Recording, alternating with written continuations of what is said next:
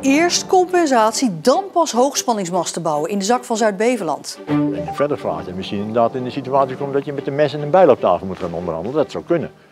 En verder in deze Zeeland nu. We moeten vaker melding doen van verdachte huurders. En biljarten blijkt goede training voor Parkinson-patiënten.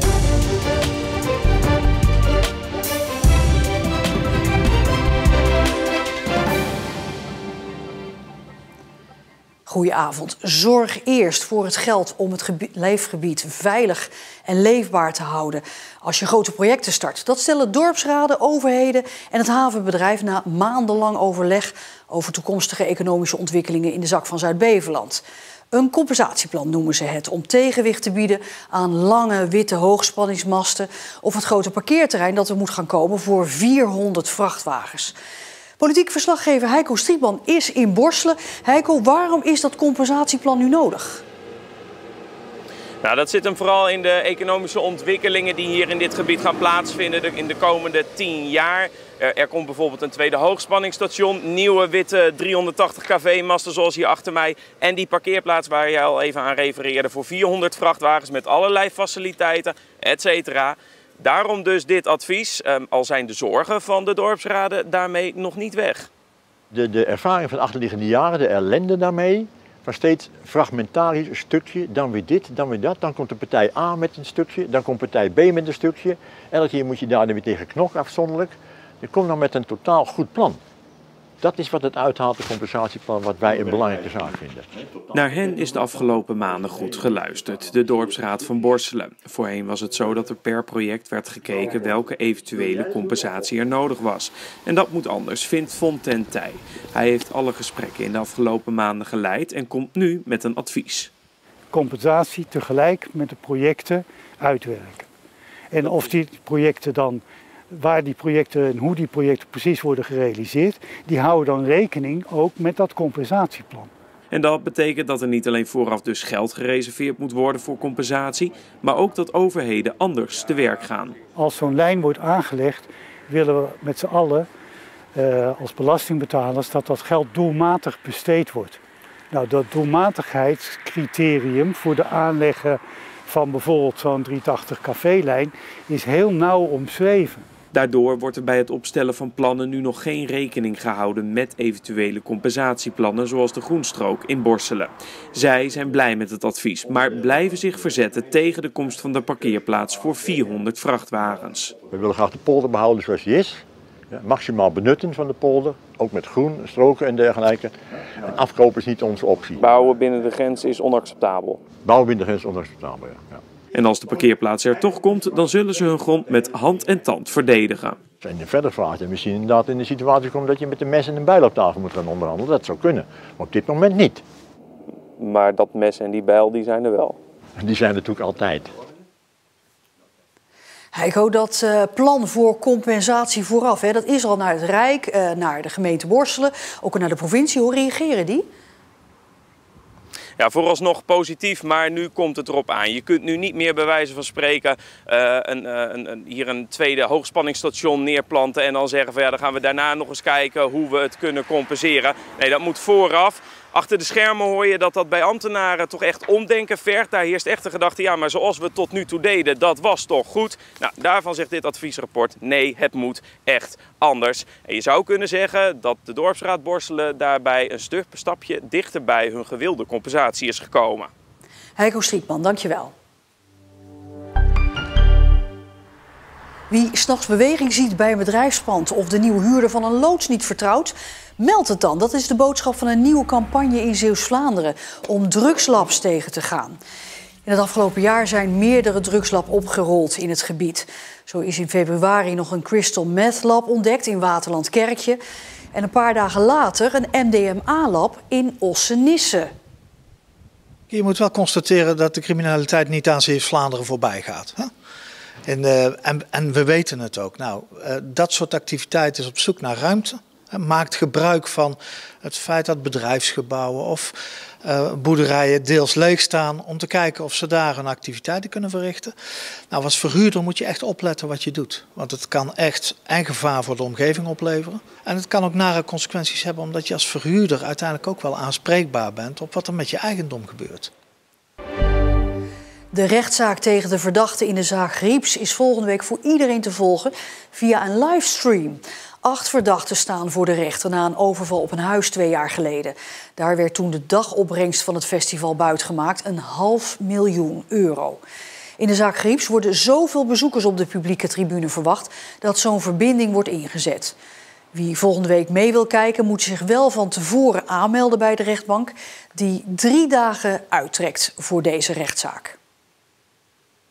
Een 69-jarige vrouw is aangehouden nadat ze in Vlissingen een ongeluk had veroorzaakt en daarna was doorgereden. De vrouw zou een scooterrijder geen voorrang gegeven hebben, waardoor hij viel. En toen een omstander wilde voorkomen dat de vrouw daarna weg zou rijden, werd hij enkele meters meegesleurd met haar auto. Ook zou de vrouw met opzet zijn ingereden op andere getuigen. En die hebben aangifte gedaan van poging tot doodslag. 5 van de 13 Zeeuwse gemeenten lopen achter met het huisvesten van asielzoekers met een verblijfsvergunning, constateert de provincie. Het gaat om de gemeenten Veren, Rijmerswaal, Goes, Schouwen-Duiveland en Noord-Beveland, die samen nog tientallen statushouders onderdak moeten bieden. Wanneer er geen oplossing komt, kan de provincie zelf voor huisvesting zorgen, maar dan wel op kosten van die gemeente. Groot nieuws uit natuurpark Het Zwin bij Katzand.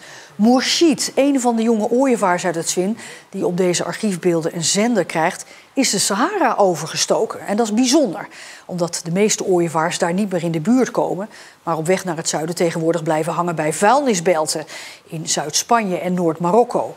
Moershid is de eerste gezenderde ooievaar die de gevaarlijke overtocht door de woestijn wel heeft gemaakt. En in totaal zijn toen in juli 6 ooievaars in het Zwin gezenderd.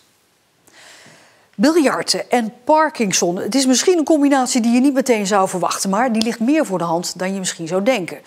Zoals bij Zorgstroom in Middelburg, waar 4 mannen van de dagbehandeling trainen voor een landelijk biljarttoernooi voor Parkinson-patiënten. Aanleggen, richten en stoten. Het is voor iemand met Parkinson allemaal net iets lastiger dan voor iemand die ziekte niet heeft. Dus je zou denken dat je het zou vermijden. Maar dat is verkeerd gedacht. Deze 4 Parkinson-patiënten trainen iedere week.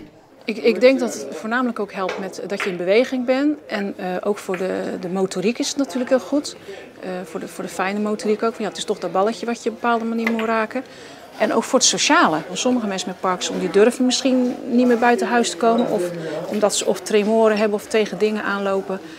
En ja, hier komen ze dan toch leuk samen. Het is een initiatief van een van de patiënten op de groep, die bij de vorige editie, 2 jaar geleden was dat, een kijkje nam op het toernooi. En hij was erg onder de indruk van de deelnemers. Ik had zelf niet gedacht dat het zo'n indruk op mij zou maken. Dat ze ondanks hun handicap toch de moeite doen om aan het biljart te staan. En zodoende ben ik er ook in het toernooi gerold. Hij kreeg 3 medepatiënten op de dagbehandeling zover om ook mee te doen. En nu trainen ze iedere week samen. Al gaat het niet zozeer om de winst. Wij huldigen eigenlijk de Olympische gedachte. En dat is meedoen is al een hele eer. En winnen, dat komt op de tweede plaats. Het belangrijkste doel is toch vooral het sociale aspect. Gezelligheid. Je leert andere mensen kennen, dus je hoeft niet als een kluizenaar alleen thuis achter die bekende geraniums te zitten. Hij vindt dat veel meer Zeeuwse Parkinson-patiënten de keu ter hand zouden moeten nemen en hij heeft dan ook een oproep aan alle biljartverenigingen. Dan is dat eigenlijk een goed voorbeeld voor een heleboel biljartverenigingen in Nederland om ook mensen met een handicap ook de gelegenheid te bieden om te komen biljarten.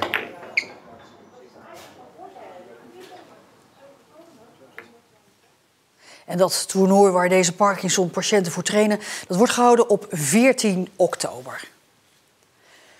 Te veel vraag naar zorg, maar te weinig personeel. Landelijk zijn er volgend jaar tussen de 56 en de 73.000 vacatures in de zorg in te vullen, schat het ministerie van VWS. Mede vanwege die cijfers zetten alle Zeeuwse zorginstellingen in op nieuwe zorgtechnologieën. Zo probeert zorginstelling Eilandzorg op Schouwen-Duiveland op dit moment een slimme bril uit. Ik zeg, pak hem maar aan, dan trek ik je staart erdoor. Dit is die slimme bril. Smart Glass in goed Nederlands. Praktijkbegeleider Angelique zet de bril op bij Dominica, verzorgende in opleiding. Via de camera op de bril kan Angelique op afstand meekijken hoe Dominica haar werk doet. Goedemorgen. Hallo. Hoe gaat het met u vandaag? Het kan zijn voor een verpleegtechnische handeling die ze al onder de knie hebben, maar toch dan zelfstandig uit willen voeren en dat je nog even meekijkt als een stukje backup. Ze kunnen mij horen, maar ze kunnen ook vragen aan mij stellen. En dat kan ook gewoon een beetje om eens mee te lopen, om te kijken wat de interacties zijn tussen cliënt en leerling. Vaak voelen ze zich wat vrijer als ik er niet naast sta. Dus dan ontstaan er andere gesprekken dan wanneer ik erbij zou zijn. Oh, dat mag ook? Ja, je mag ook aansluiten bij mij. Wil jij eens aan mevrouw Franke vragen of ze het leuk vindt als wij dat vaker komen doen, dit soort spelletjes? De Smart Glass wordt nu vooral gebruikt voor het begeleiden van leerlingen. Maar in de toekomst kan hij ook op andere manieren dienst doen. De bril kan je inzetten voor een stukje advies van de fysiotherapeut of een arts of een wondverpleegkundige of een ergotherapeut. Dat je vraagt van wil je eens meekijken op afstand en je advies geven. Je kan een stukje gedrag met elkaar bespreken. Dus dat je kijkt van we zien dit, hoe gaan we hiermee om? Een stukje casusbespreking. Dus ja, hij kan best ruim ingezet worden. De bril is een van de nieuwe zorgtechnologieën waar Eilandzorg mee werkt. Zo is er ook een nieuwe app die het personeel sneller en beter inzicht geeft in medicijngebruik. En gaan er binnenkort nog meer proeven met nieuwe zorgtechnologie van start. Ze moeten wel, zeggen ze hier. Nederland vergrijst, dus de ouderenzorg neemt toe, wordt complexer. Dat stelt ons voor nieuwe uitdagingen. En tegelijkertijd is het personeelstekort een werkelijkheid die niet zal veranderen. Dus enerzijds zet je in op werving en selectie, met de wetenschap ook dat dat niet toereikend is. Dus we kijken ook waar technologie ondersteunend kan zijn. En daarbij ook kan aansluiten bij de visie op zorg die we hebben. Dus ondersteunend is aan de cliënt voor de zorg, ook ten goede komt aan de cliënt. En wat ons ook helpt om met minder mensen nog steeds zorg te leveren van kwalitatief goed niveau. Zoals hier bij Eilandzorg zijn praktisch alle ouderenzorginstellingen in Zeeland bezig met nieuwe techniek. Het is soms pionieren. Van doen en vooral experimenteren, proberen van waar werkt het, waar lopen we tegenaan. Zodat we het niet aan de kant leggen, maar gaan kijken van hoe kunnen we het anders doen. Nou, ik vond het heel gezellig, mevrouw Franke. Ja? Ja, dankjewel. Oké. Tot de volgende keer. Tot de volgende keer hoor.